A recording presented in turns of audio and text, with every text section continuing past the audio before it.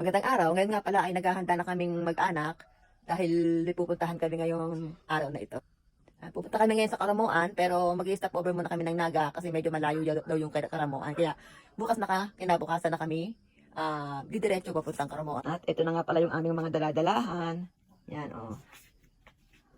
At dahil ang aming pupuntahan ay dagat, kaya may dala kaming ganito.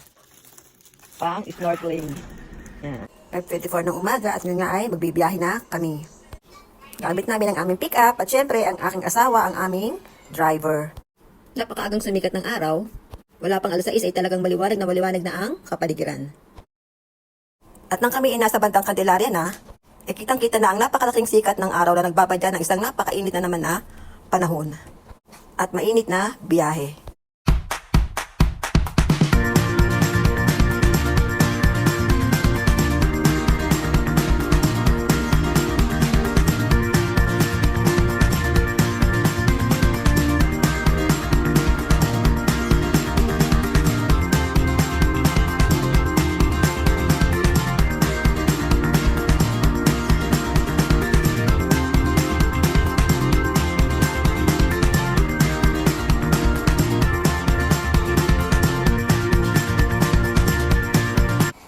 Ng Bicolandia.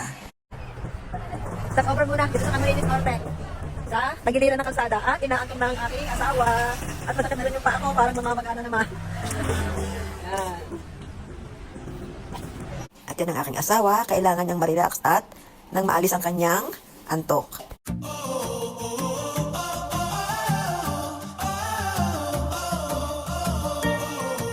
Wala namang gaanong ipinagbago dito sa kalsada sa Bicolandia.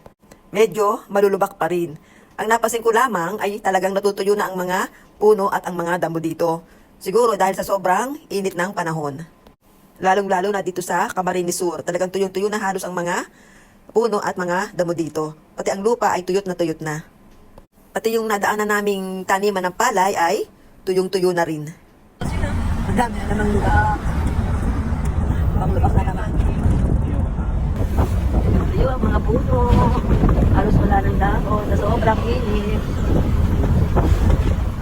At nadaanan din namin ang mother of all toyo dito sa Bicol. Ang pinakamalaking toyo dito sa Bicolandia.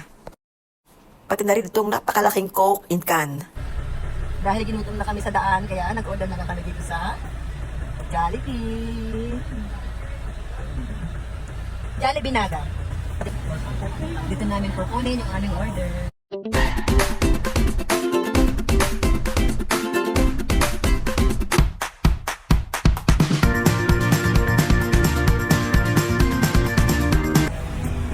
Dito na kami sa aming tutulugang hotel. Tutulog lang kami dito ng isang gabi para makapag-relax, makapagpahinga. At bukas ng umaga ay tutuloy naman kami papuntang Karamuan. Ito yung hotel namin. Dito yung aming tutulugang hotel.